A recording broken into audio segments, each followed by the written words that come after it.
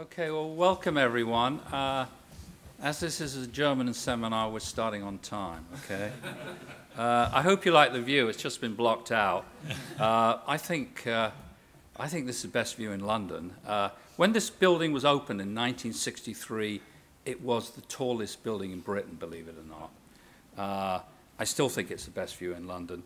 I actually was wandering past the Shard just at a meeting, and I was walked right by it. So I thought I'll go to the top, have a look. And I don't know if you guys know it, but it's like 30 quid just to go. So I paid my 30 quid.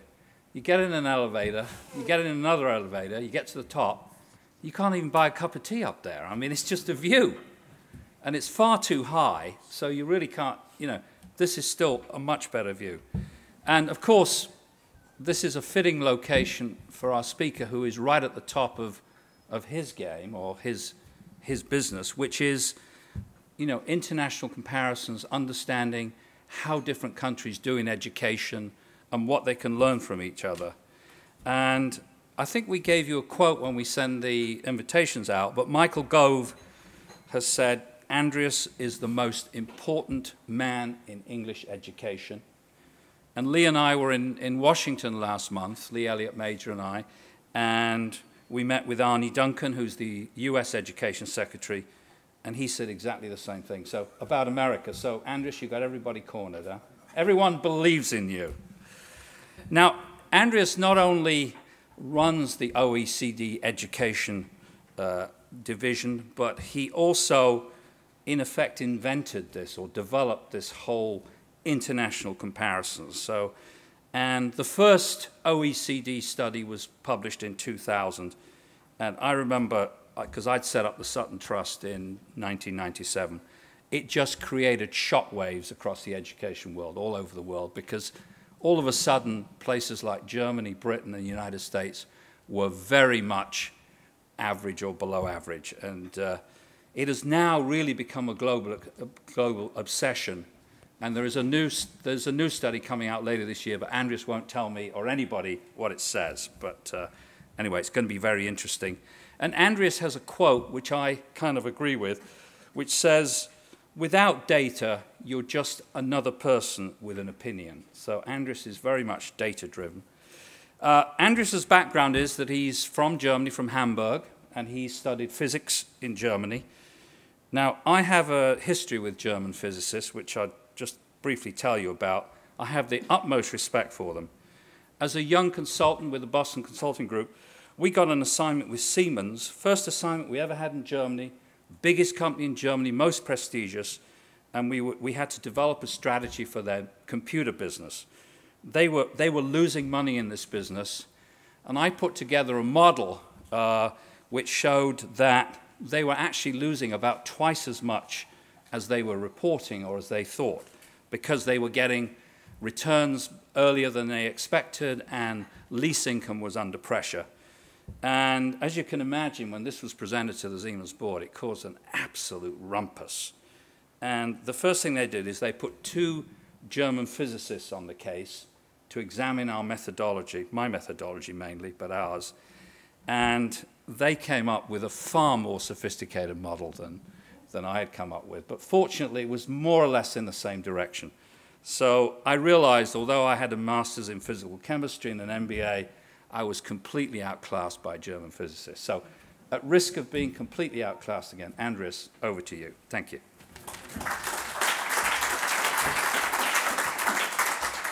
Thanks, Peter, for the kind introduction. And thanks for the opportunity to share some thoughts with you today. And I'm actually not going to share a lot of data because I think you're familiar with this. I wanted to spend the next 30 minutes talking a bit what is behind the data and what we have seen about driving results and success.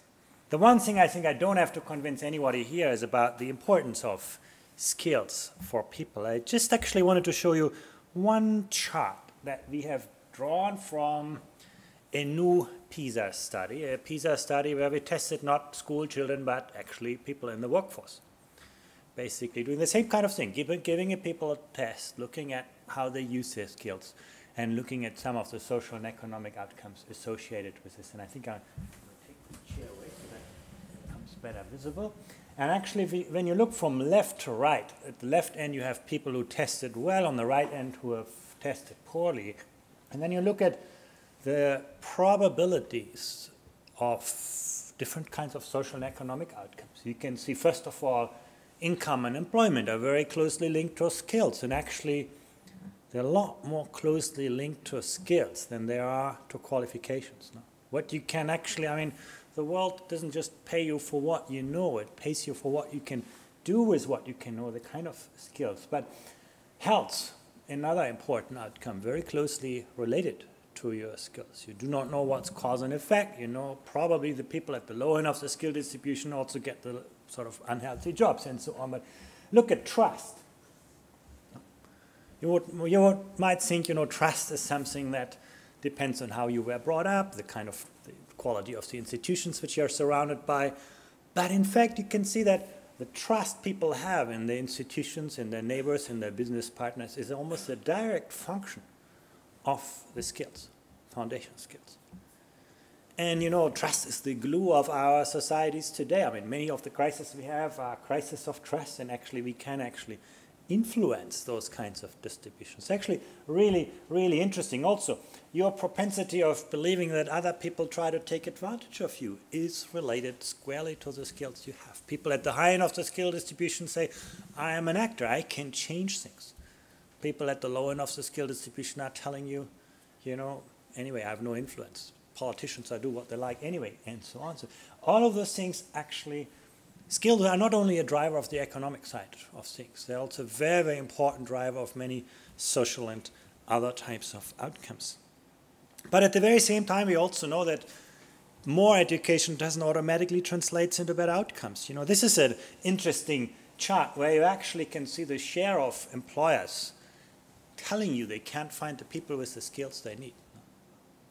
And you can actually see in some countries, you know, you have unemployed graduates on the street, that's the right side of the chart, and at the very same time you have employers telling you, you know, we have recruitment difficulties.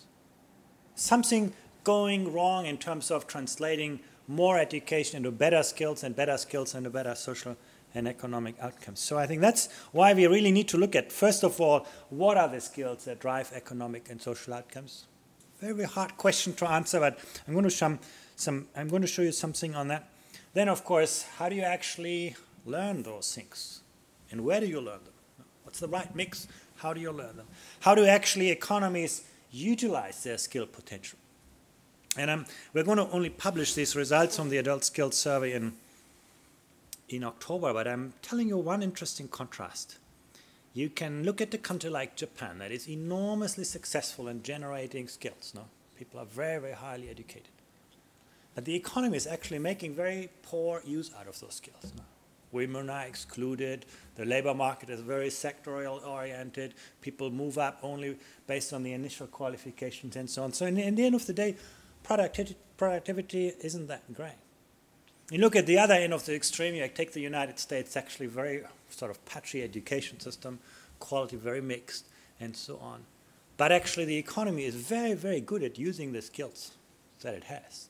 If you get great skills, you get an opportunity to use them. So this is a very important part of the equation that we need to look at. And then finally, of course, and Peter and I had a very interesting conversation already on that.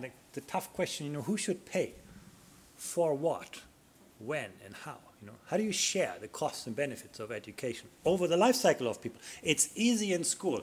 It's still relatively easy in universities. I'm not actually think we have a hard question there.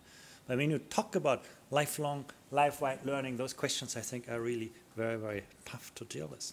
So that's sort of the overall picture. But then if basically look at some of the contexts in which we are. Globalization, you know, China and India catching up very, very quickly when you look at sort of the size of the contribution to the world GDP, social and economic challenges in which we are, growing income inequality. You know, you can see the UK right on top in terms of unequal incomes and growing. No? But actually, it's not just a phenomenon in the UK. It's basically a phenomenon in every industrialized country.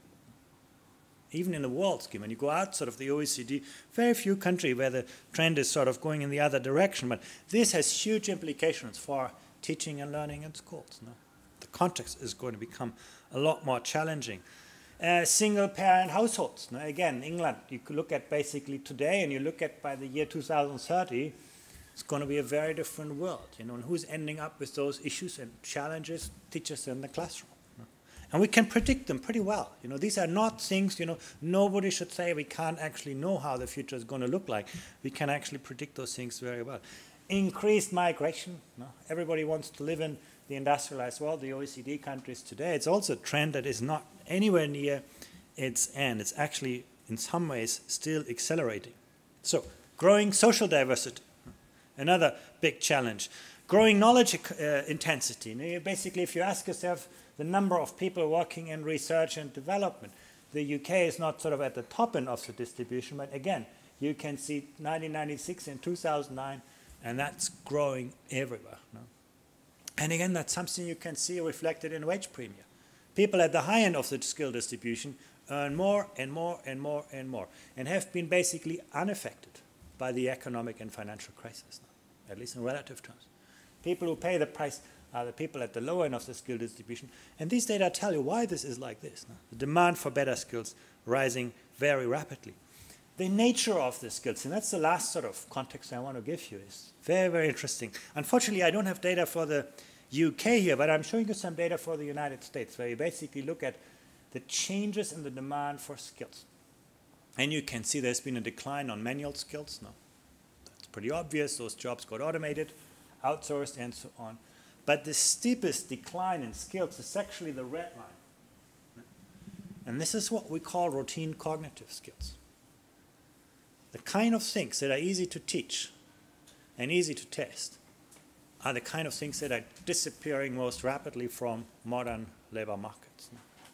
And that's a big challenge again for school, because you know the kind of things that are easily built into kind of accountability system are losing very quickly in value. The kind of things that have gained most prominence are what we call non-routine analytic skills. This is not about you remembering what you were taught, but you being able to extrapolate from what you know and apply your knowledge in novel and unfamiliar settings.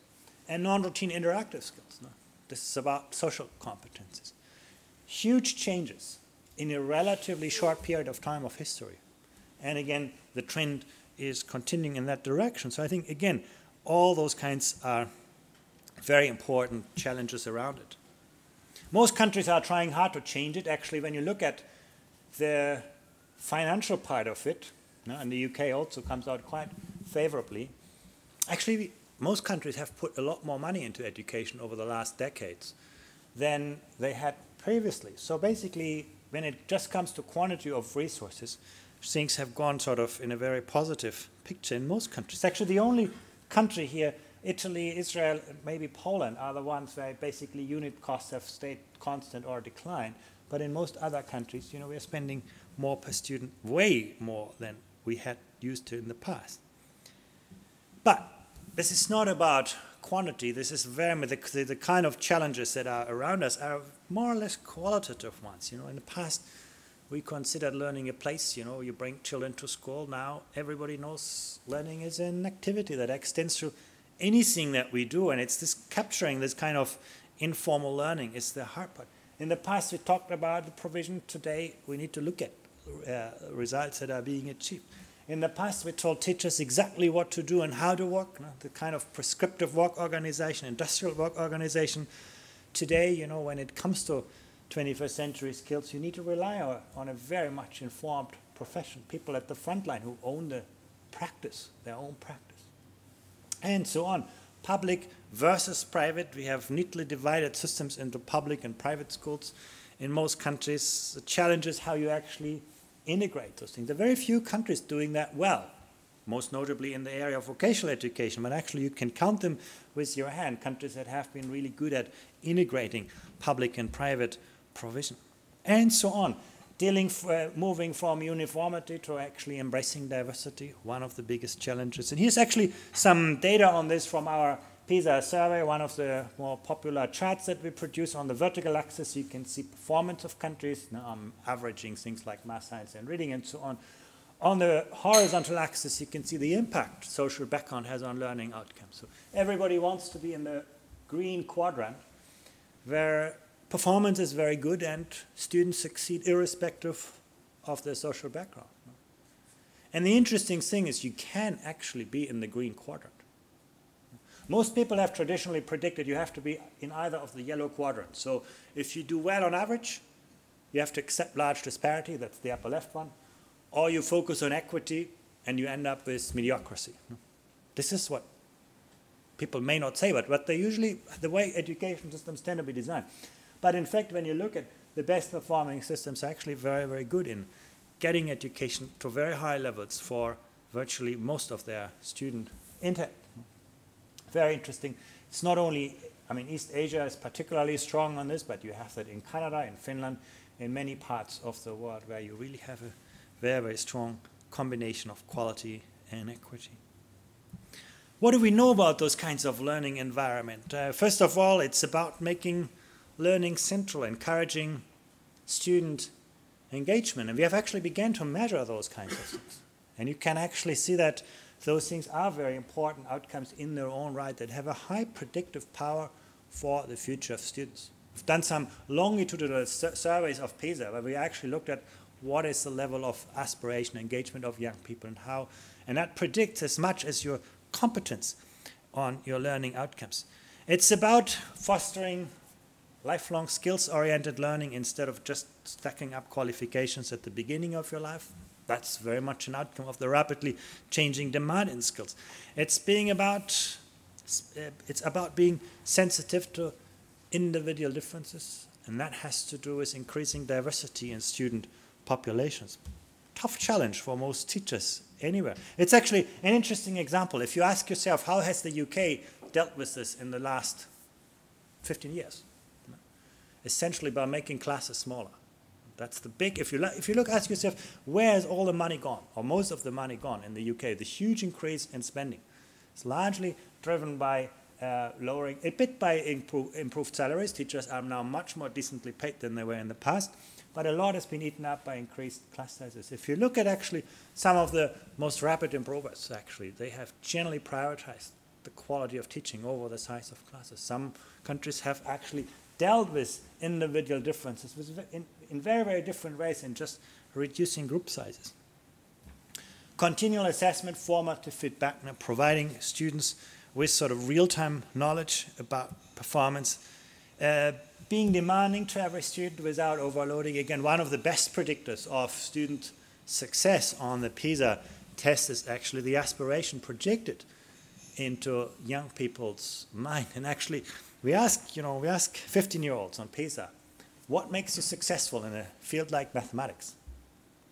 And you have one extreme. If you go to North America, you have students generally telling you it's all about talent. You know, if I'm not born as a genius in mathematics, I better study something else. You know, that's all about outside my control. You ask students in East Asia, in Japan or China, the same question, and they all tell you, you know, if I invest effort, I know my teachers are going to help me to succeed. So it's the belief I can actually make a difference. And those things actually, the demands placed on young people are a very, very good predictor of what they actually achieve, combined with strong support. It's about relevant learning, involving employers. And I want to show you again one more slide from our adult skills survey. How do we learn? On the vertical axis, you see the skills that we tested. And on the horizontal axis, the age of people, 16 to 25, young people. And you can see, if you are in education, it's the red line, you actually learn something. No? The line is moving upwards. If you combine education and work, you start a bit lower, because that's not people's first choice. It's a selection effect. But you end up at the very same point. No? It's a very interesting kind of question. Even if you're only in work, you start out a lot lower, no? But you can see the growth curve is really, really good. The only people in trouble are the ones not in education, not in work. By the way, in oversized proportion in the case of the UK. A lot of young people, not in education, not in work. And the line is going southward. What is it telling us? Actually, you end up worse than how you started. You don't keep your skills, which you don't use. You actually lose them. But there are lots of ways how we can actually combine education and work in ways that are conducive to outcomes. And that's something I think where most education systems haven't really sort of capitalized on. We all think about schools, universities, We haven't really sort of integrated the world of work and the world of learning in ways that actually plays out to data. Ensuring that learning is social and collaborative. It's a pretty obvious point, but when you look at the first chart I showed you and the changes in the demand for skills, the rise in the demand for interpersonal skills, very important part. And then connecting subjects. That's also something. The idea of cross-curricular learning, the next innovation comes from people who are capable to translate the paradigms of one subject area into the language of another subject area. And it's those kind of things that are actually very hard to do in school.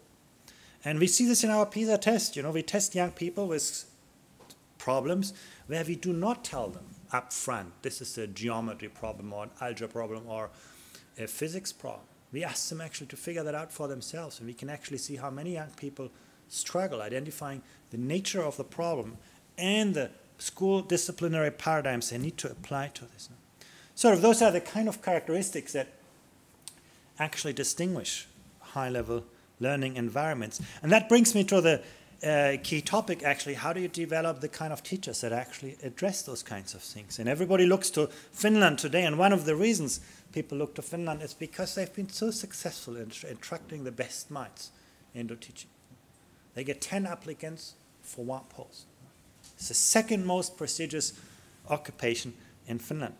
And I spoke with Pasi Salberg, an expert in Finland, and he explains the attractiveness of the profession like this. Listen to him. Teaching profession in Finland has always been popular, and this is what I hear in many other countries, that teaching used to be a very popular profession among young people. I think the good question is that how Finland has been able to maintain teaching in a school as something that attracts young people. And I think that what distinguishes our schools from the many other schools that we have been able to keep teaching profession firstly intellectually attractive and interesting for teachers. In other words, that our teachers, they feel that they can use the knowledge and skills that they learn in teacher education fully. They have a role in curriculum planning and design. They have a very important role in assessing students' performance. You see, that's a very interesting sort of nuance coming out of Finland, where you can actually teachers not being the people who deliver something the government has thought out for them, but they are actually the education system. They are very much engaged in the development of the instructional system, keeping teaching intellectually attractive. If you go to the other part of the world, in Singapore, you get actually a quite similar philosophy about what the role of a teacher is. Listen to Professor Tan, who is at the National Institute of Education in Singapore.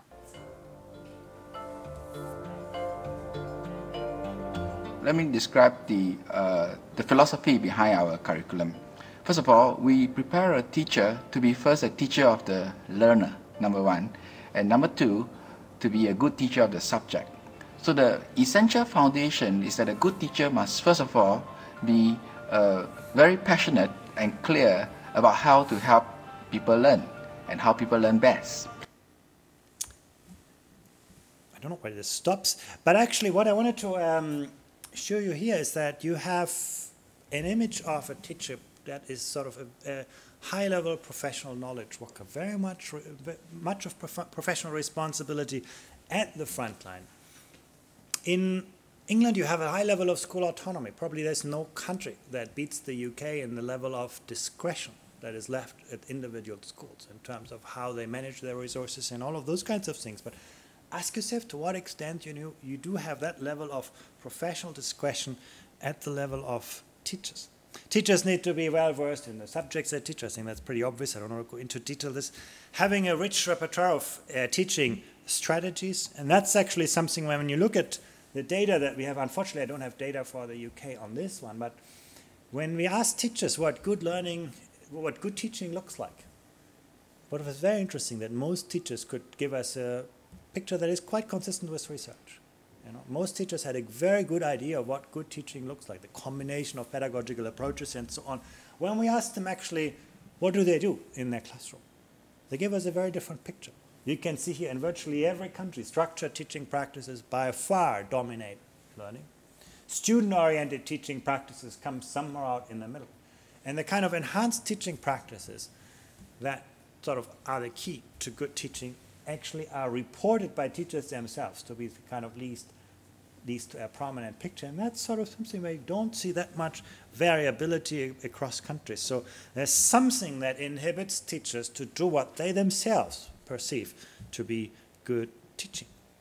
There's some countries, again, Finland is ahead of others where you have a different types of profession.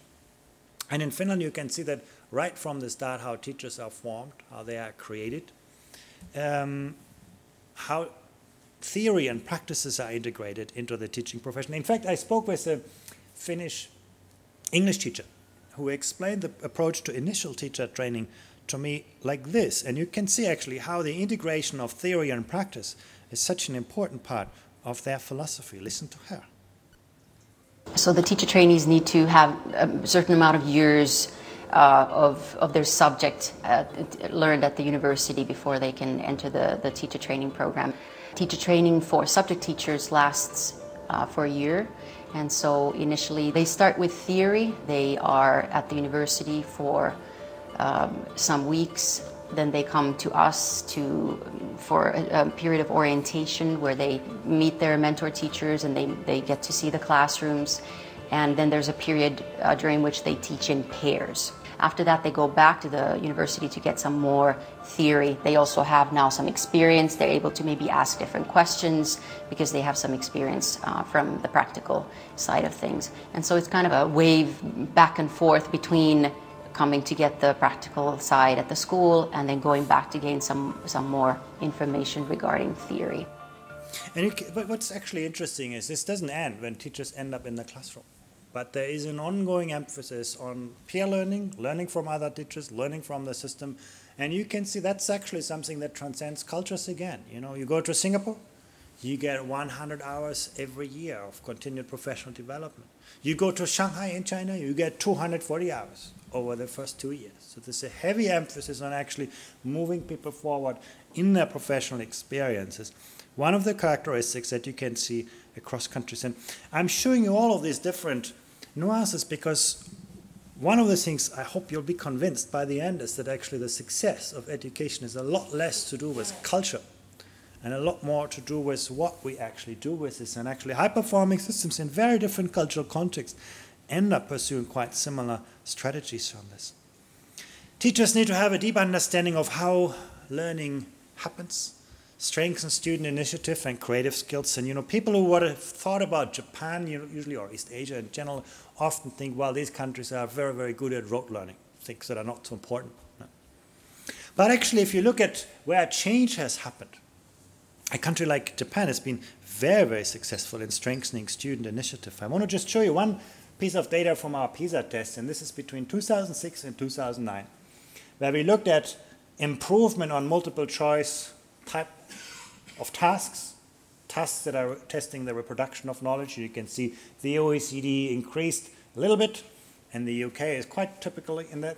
And you can see on open-ended constructing knowledge, now this is about the creative development of knowledge, you can see countries improved a little bit more. So you could tell yourself, well, you know, we are more creative today than we have been in the past. But when you actually look at a country like Japan that made that its priority, you know, they saw their first PISA results, they didn't look at the ranking. They looked at the type of tasks they were not good at. They could have said, oh, we are one of the world's best education systems, we come up very high on PISA. But they actually asked themselves, you know, we're not that good on the kind of tasks that are so important today. But look at what they were able to do in terms of growth. Now, you could basically say improved a little bit on the traditional tasks. They improved a lot on the capacity of students to solve creative skills. And what you can see here actually is you can change not only the structure of education, you can change actually what happens in the classroom. Because what students learn, those kinds of things are not, you cannot influence this through anything else. We could talk a lot about the kind of reforms that have been behind it, but I wanted to just show you is that actually there's a lot of change around us that we need to be aware of.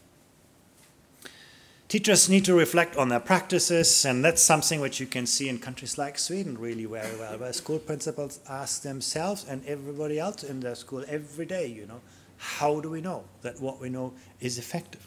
Can we test it another way? What do we know about how people in other schools do it? And these are just words, but actually I have some really good data to back it up. You know what's interesting about countries like Finland and Sweden? Is that only about 5 to 10% of the performance variation in the student population lies between schools. Every school succeeds, at least in the case of Finland. You can actually get the proportion of variance in performance to 5% between schools. And that only happens because every teacher knows what every other teacher is doing and every school knows what every other school is doing. These systems are acutely aware of any performance differences. They have very, very strong devices to actually understand performance variability. So that's actually something that, these are things that you don't see when you just look at the mean scores, but actually when you look at distributions, things become really interesting. Teachers need to work in highly collaborative ways, learning from other teachers, working with other teachers. There are interesting examples in Canada, but I want to actually focus on one in Singapore, the issue of the development of professional learning communities, which I think has been a very, very effective device in Singapore in a quite recent period of history to get teachers together to work to solve common problems. I'm showing you a short video clip on how this worked from a young school principal. To do that, really we get teachers to work together, to collaborate, and to look at each other's practice in the classroom. I think that is essential and really very critical, because the good teaching practices should not reside within the four walls and be kept to one teacher, and I think there is a lot of sharing that we can have in this school. What you want to do right now is, okay, think of the Socratic questions, okay, what do I want to use to further define, clarify? Now, okay, I will go on the internet, I will find any sort of evidence that will help support this statement or refute this. Professional learning community in schools was started basically to ensure that teachers had a platform to develop their teaching practices. Our main focus actually is to make sure that students learn best. And in order to do that, we have to collaborate. We exchange ideas, we try out, we test, and eventually we check for results. And the intention really is to share ideas to make it better for the students. And what you can see, I mean, you could see this in this video. Wonderful infrastructure, technology. Teachers are really well paid. Teachers get very high salaries. Teachers work less than teachers in the UK. You know, the working time is actually quite high, but the teaching time is relatively low. And they spend about half of what the UK spends per student in purchasing power parities. How do they do it? You could see it on the screen. Very, very large learning environments and flexible classroom settings. Technology, it's the issue I put last because actually this is where our evidence is least convincing. Everybody believes that technology is going to drive the big productivity gains we're all hoping for, but actually so far the evidence is quite mixed on this. Australia and New Zealand are quite interesting examples in the field where I think we can learn a lot from how they have actually got schools involved in using technology productively. But again, the country that probably furthest advanced on this is Singapore again. And I'm just showing you sort of an example, you know, I mentioned huge classes. How do they deal with those large classes? And have a look at this. So we look at technology very meaningfully, and we see how can we leverage this technology to make a very significant impact in the classroom instruction. I'll give you an example. In a classroom of 40, it is really impossible to get 40 students to ask 40 questions at one go. When we use the instant messaging tool, we open 40 windows to 40 kids. They could ask 40 questions at the same time, and the teacher could see their thinking on the technology tool that they use. And kids get more excited because they are using the tools that they are very, very good in using, not just the pen and the pencil. Right, everything consolidated on one PowerPoint slide. Use the main thing as a skeleton, then you add on to the different parts. Okay? A lot of our younger teachers are coming in. They're a lot more savvy in the use of information communication technology tools. And I see them teaching the more senior teachers how to use those tools effectively. Again, technology, not a magic tool, but there are some very, very good examples. The last point I really want to make is about, you know, how do you get the talent where it can make most of a difference? And you know, often I hear a statement, actually, I don't know, I have never figured out where this comes from, this data, but some people say, well, you know, the highest performing education system recruit their teachers from the top third of graduates.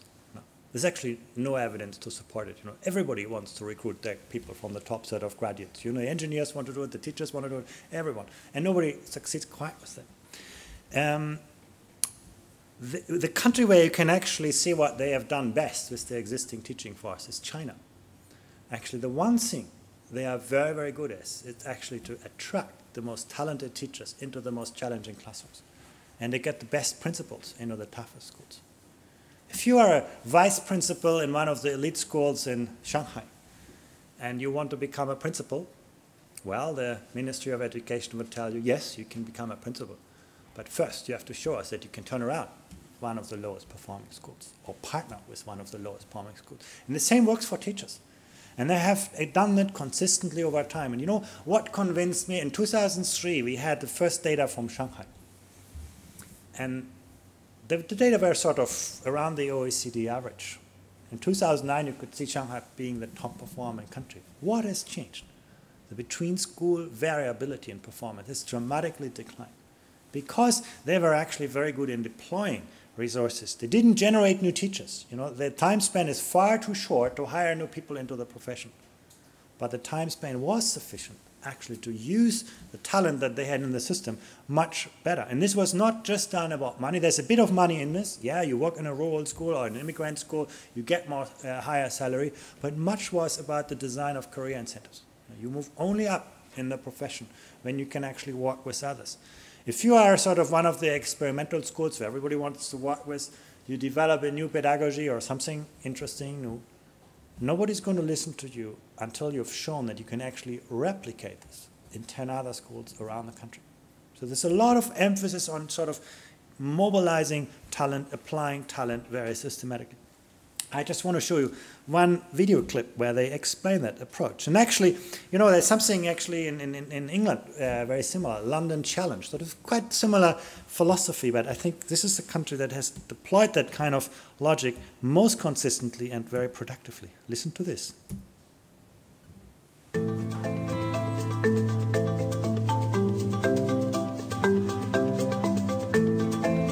那么如何来改变这种现状呢？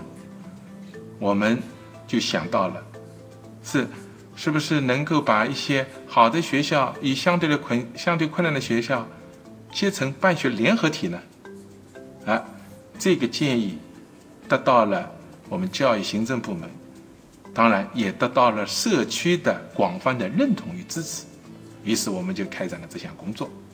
那么这项工作是怎么来做的呢？从政府来说，我们出台了相应的政策，就是鼓励与支持办学相对好的学校与相对困难的学校结成对子。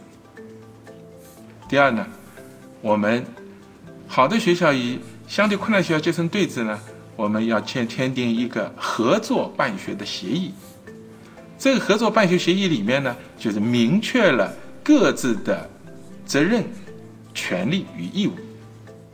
So again, you can ask yourself, what can a country like England learn from this, or the UK learn from this?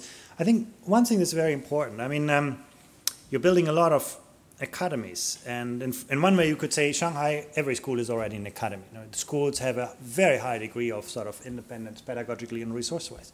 But at the very same time, Shanghai has built a very strong system around it, a system that actually has eyes and ears of what's happened in the system and is able to capitalize and mobilize its talent in a way that is really striking. And you go, you know, when we talk about socioeconomic challenges in England or in Europe, you know, they exist and they are serious.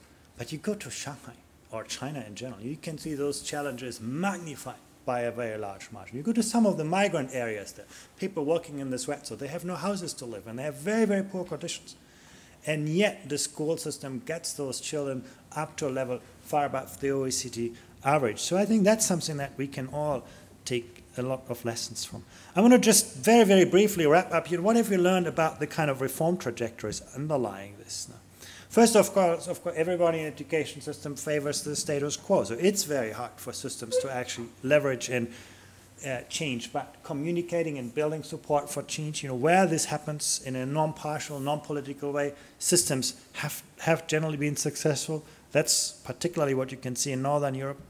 Making reforms work, building consensus on the reform aims, capitalizing on external pressures, developing realistic expectations of what is possible in what time frame. Very, very important challenges. Backing reforms up with sustainable financing. A lot of things go wrong because that's not being done. And so on. I don't want to spend any more time, obvious, but I mean, there's a lot of lessons that we have actually learned about making reform happen when you look at systems that have been very successful. Making sure that reforms are underpinned by solid research and analysis. I mean, part of the problem is that things fall apart because they're built too much on the basis of ideologies, and that's actually, governments can play a big role in this. So can unions, by the way. There's some very interesting examples where actually much of the research, or some of the research, is done by the profession and their organizations. Making teachers active agents, and not just in the implementation of reforms, but in the design. One of the things that I'm always impressed is when you go to Singapore, the Minister of Education meets with the head of the National Institute for Education every 2 weeks, and I've been part of those meetings, some of those meetings. That's where reforms get designed and discussed.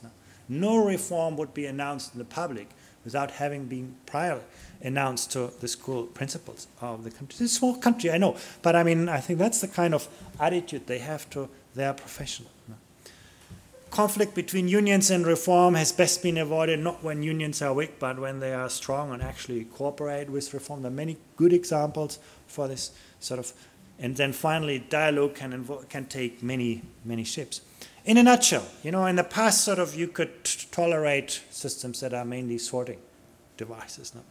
Some students learn at high levels, a lot of people become the workers, and so on. But what we actually see is, and you could see this in the first chart, the social and economic cost of low skills have become huge for individuals and societies. In the past, you could basically believe what you learn in school is going to last for your lifetime, and it was all about routine cognitive skills. You've seen that those are the kind of skills losing quickest in value. So learning to learn, complex ways of thinking, complex ways of working is what is at a premium today. And that has huge implications for the teaching profession. When you could believe that, you establish content through government and teachers deliver it, well, that's an easy profession. That no longer works. You really need to rely on the knowledge workers at the front line. And that, of course, again, has implications for the way in which we work, the kind of work organization we see in school. We still have sort of a very industrial work organization of education, and not yet the kind of flat collegial and professional work organization that characterizes much of the rest of our economies. But what I do think international comparisons show is that the world is actually moving very rapidly in that direction. And there are some very, very interesting challenges, and you can see that quality and equity can be combined, and in successful systems also with reasonable investments. Thank you very much.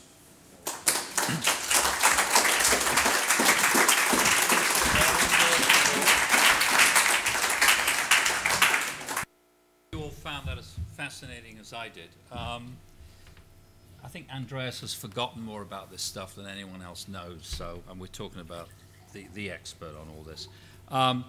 I think Andreas would be happy to take some questions, and anyone would like to. Yeah. James O'Shaughnessy from Wellington College. A couple of questions quickly, if I may. The first one is, a lot of the countries you highlighted, ones in the green quadrant, either small or culturally homogenous or both. I wonder if some of the methods towards excellence are unique to those kind of environments, and how they would cope in more diverse countries. And the second one is just on your list there, one thing that seems to be missing is an area of increasing interest is around non-cognitive skills. And I just wondered if the Oecd is interested in getting to understand better how they occur. Why don't I take one more question, and then if Andreas wants to dodge one, he can. Okay. Someone else. Got another question? One of the areas that I'm interested in, because I am slightly dyslexic and so are most of my children, is the way that the British education system deals with mild dyslexia. We seem to be overrepresented amongst entrepreneurs and engineers, and many people that I know who are successful have this profile, and yet the education system seems to believe that it's entirely odd and a real problem, and doesn't really cope with it very well.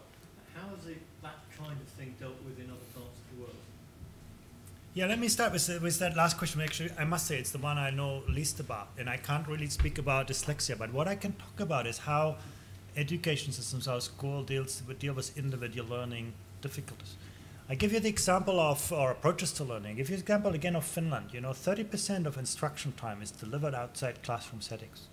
So the school there's no tracking and streaming in the system. Now basically there's no permanent sorting, but every school, there's no way how you can hand problems to somebody else in the school. You have to deal with them. But you also have a lot of devices to do that.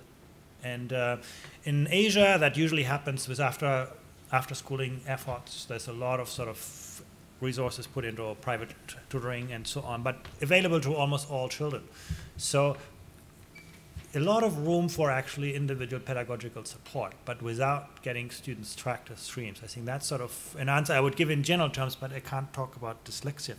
The issue of sort of small and homogeneous countries, I think that may look at first value on this, but I can tell you there is absolutely no relationship between the performance of education systems and the size of countries. There are small countries like Luxembourg, very small, very rich, not doing very well. And there are large countries like Japan, doing really well. The relationship between size and performance is zero. Diversity is slightly more nuanced, but again, they are very diverse countries. Again, look at the example of Singapore. Huge income inequalities, huge social inequalities, 5 religions, multiple ethnicities, and still the country is very, very successful. It's small, I admit that. But I think that's something, diversity is more we can actually see that the diversity of a country tends to have an impact on its performance. But what is so interesting, it's not sort of, when you look at the diversity in the population versus its relative impact, it's the latter that drives performance on PISA. So you can actually, the United States is a good example. It's a quite diverse country, but actually what drives its relatively low performance on PISA is that diversity has a huge impact on student results. You can take 2 students from different social backgrounds, and they come out very unequally in the system. You take students with a similar difference in social background in some of the high-performing systems, and it makes less of a difference. So in a way, I'd say you're half right, and social diversity is a factor you need to take into account. But education systems differ more on how effectively they moderate those inequalities than by the size of the inequalities.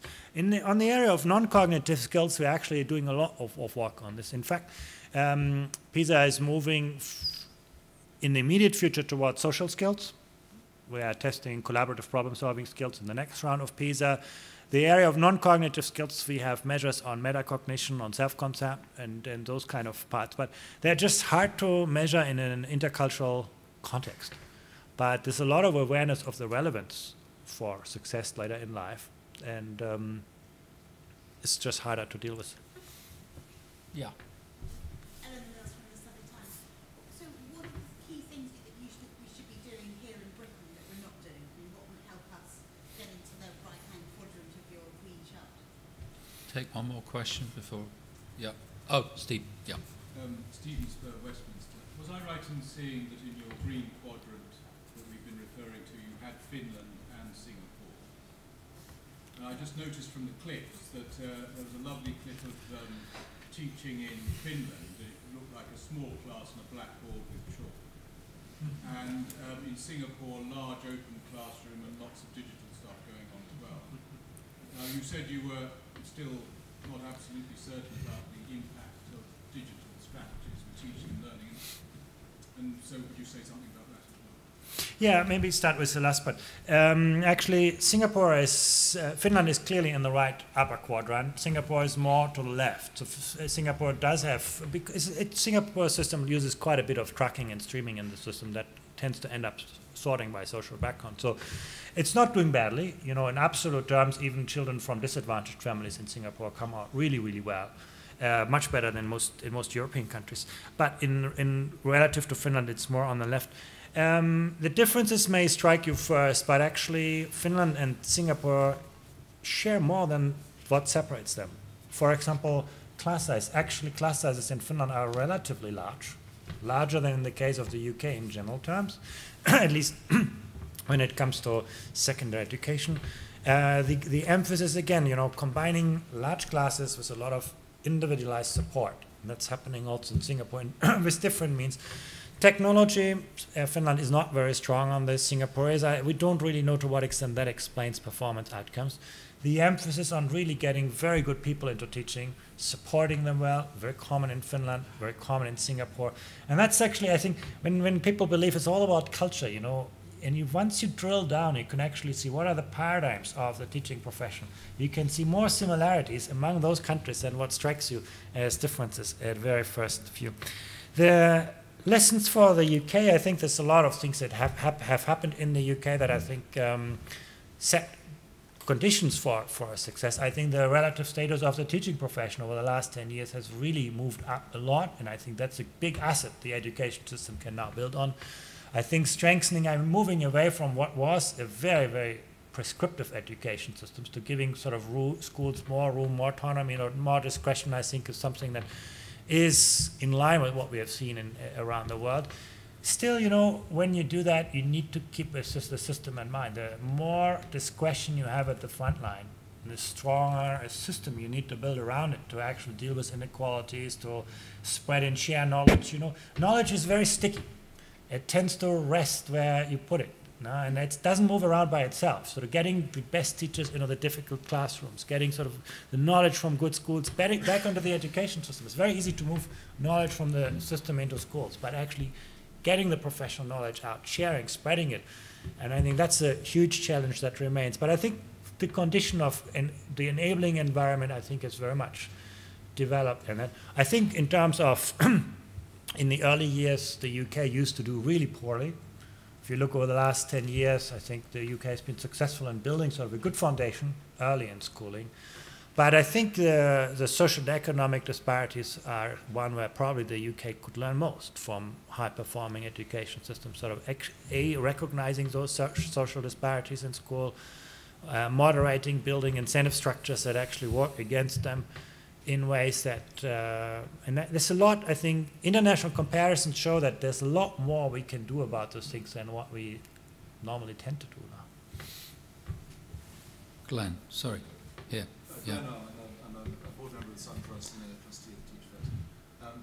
So I'd be interested in your view of which education systems have been most, in different countries, have been most inquisitive and responsive to the work that you've done and the best practices in other countries in general. And also, I'd be interested in your observation about whether the teaching or the education establishment broadly defined in the UK has been open or not, and any other comments about that. Stephen Bennigmeier, also a member of the Sutton Trust Board. A question in regards of the Asian countries who are, it strikes me that kids who grow up in the Chinese culture where they have to learn 2,000 minimum kanjis, does that influence their performance going forward? Okay. Go ahead. Yeah, on the responsiveness to PISA, actually, this is something that has also changed over time. If you look at the initial round of PISA, the countries that have taken sort of it up very quickly were Japan, Brazil, Germany. They sort of, the first round has really created a shock in those countries, and a lot of things have happened. But progressively, you could see a lot of changes in many countries driven by those results. Spain, Mexico, among them. I think in the UK, sort of more recently, people looking more carefully at international comparisons. I think over time, I think the awareness of international comparisons has clearly increased. I mean, everybody sees today that every education system improves, but the pace of change that we see around the world varies enormously. And I think that awareness is something that is quite recent. I give you a personal example. Before PISA, I had my first meeting of education ministers at the OECD in 1996, and I remember that. You had about 24 ministers sitting around a table, and everyone would tell you, we've got the best education system in the world, and if we have a little problem left, last year we put a reform in place to solve that problem. So there was actually very little dialogue among education systems. If these people meet today, the first question is, how did you succeed to achieve this and this? How did you go about that? So there's a lot of interaction. I think we have sort of a much more global awareness of progress in education than we used to have. About the teaching profession in England, I think it's that it's an area which has seen a lot of progress and improvement by our indicators. It's very hard to measure those kind of things, but what you can clearly say is it's much more. I mean, it's a better paid profession. There's a much greater emphasis on professionalism. There's more effort going into training, not as much as in some of the high-performing education system. Particularly, the continued professional development is sort of more on the sort of low end of this. But I think there's a lot. I think you compare this with 10 years ago when we started. I think you can see very positive changes. About Asia, you know, we don't have any. It's very hard. We only see the results. It's very hard to sort of say, well, does the learning of 5,000 kanji characters influence school performance? But and I sort of think, you know, if it would, you would see similar results in all of those countries. But actually, if you look at the PISA outcomes, you can see take 3 countries, wealthy systems, Chinese speaking, and you can see Shanghai on top. You can see Macau in the middle. You can see Chinese Taipei pretty much at the OECD average level. So they have the same character set, they have the same, but they're very different education systems. So I believe, you know, culture is, and I think learning characters is one part of culture. It's probably an asset, you know, I think that probably makes a difference, but it's not a guarantee for success. There's a lot of variability in Asia. You can see the same thing in Southeast Asia. You can see a lot of variability among those countries as well. Some countries doing really well, others doing quite poorly in similar cultural contexts. In Nordic countries, by the way, the same. You know, people say Finland, you compare it with Norway. Those are countries very much operating in a similar cultural context.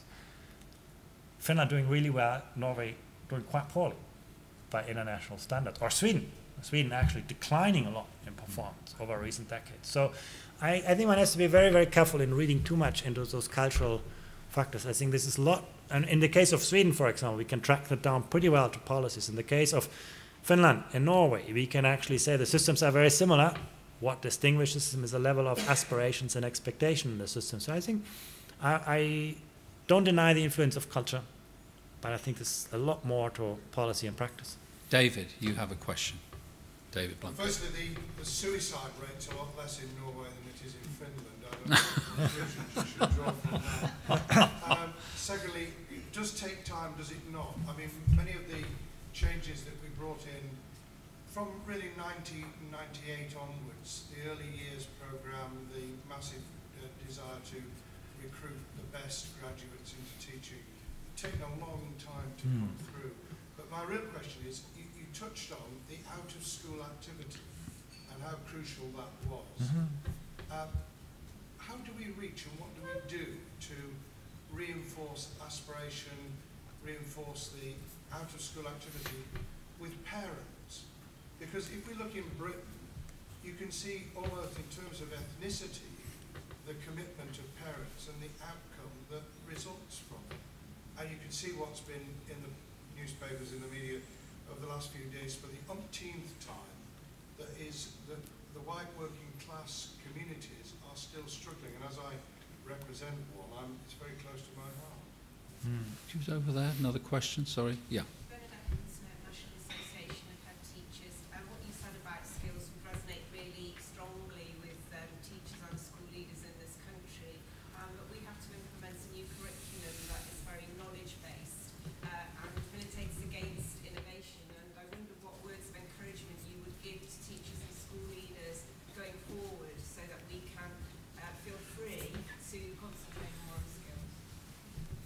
Yeah.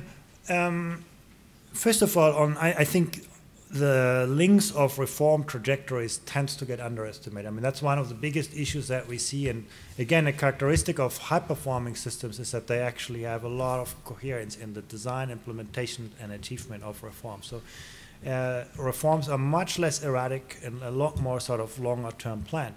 But actually, on sort of to encourage this more, the early years, what has happened in the early years in the UK, I mean, enormous change is, I mean, we are very confident that it's going to play out in terms of results because we can see that, for example, if you look at the PISA students today at age 15, those who have had more than 2 years of early years education come out well over 2 years ahead of everyone else. So actually, we do see that there's actually good research evidence that those, of course, you know, if you do pre-primary education today, you can't see this in the PISA results today, because these are 15-year-olds and the others are children.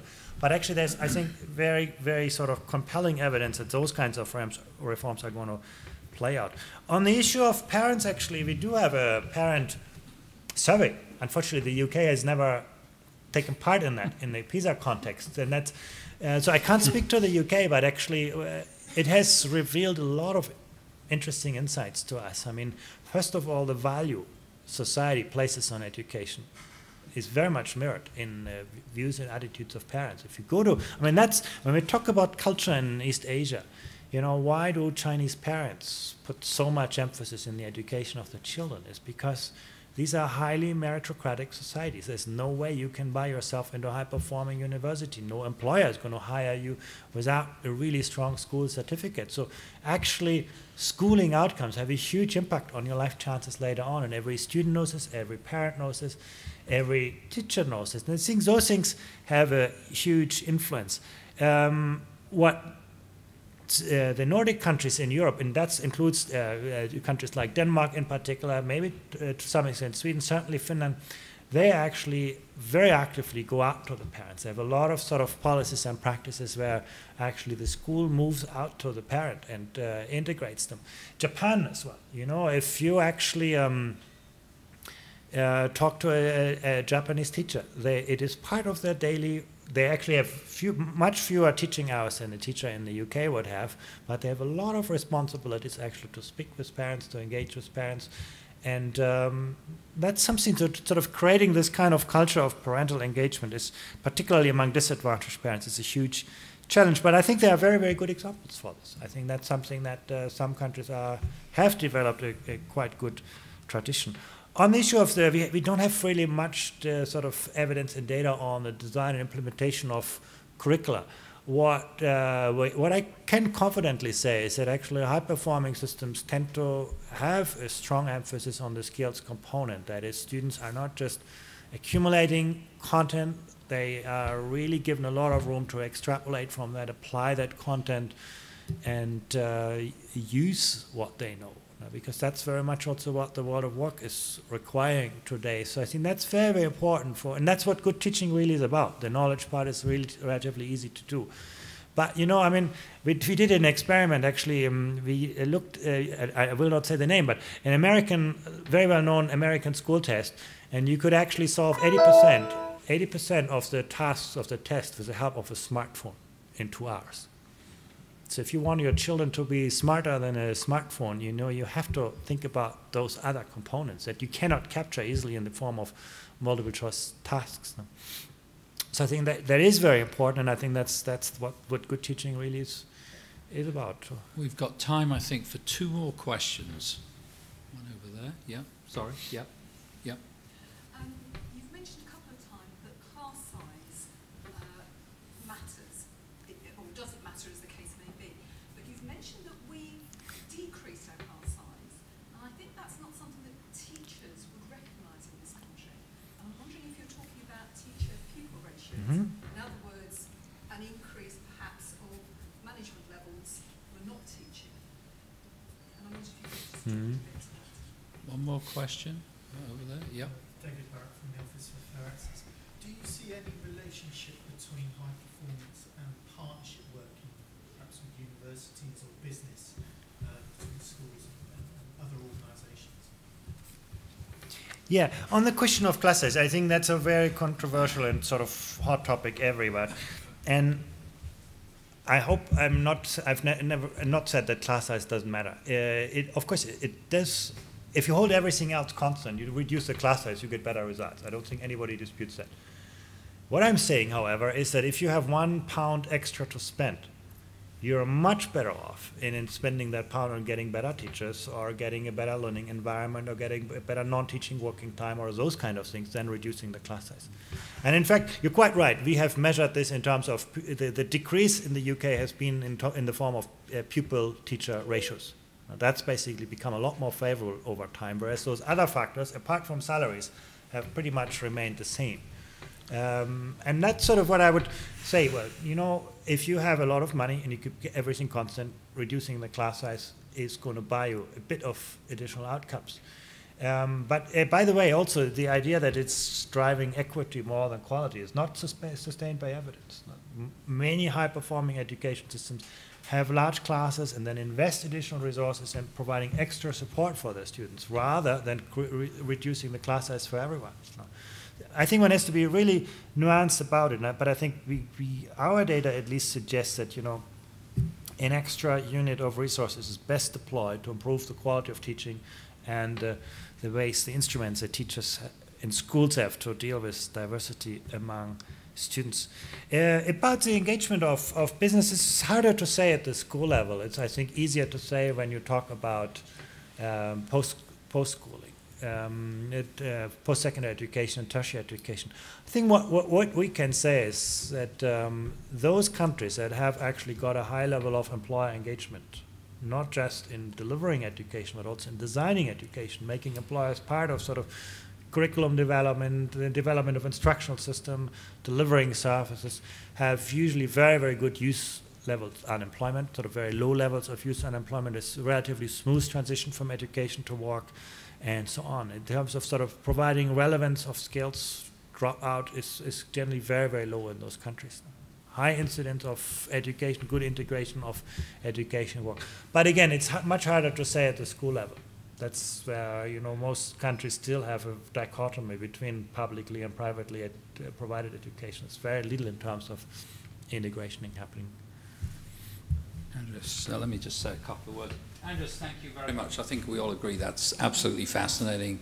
Andreas is all happy to stay for drinks and discuss this issue more. All this, I'd like to end on a slightly more light-hearted note. All this talk of international comparisons reminds me of a story about what happens to a European when they die. If they've been good, of course, they go to heaven. And in heaven, the chefs are French, the police are British, the bankers are Swiss, the lovers are Italian, and you'll be pleased to hear, Andreas, the whole place is managed by the Germans. Now, when you go to hell, if you're unlucky, the chefs are British,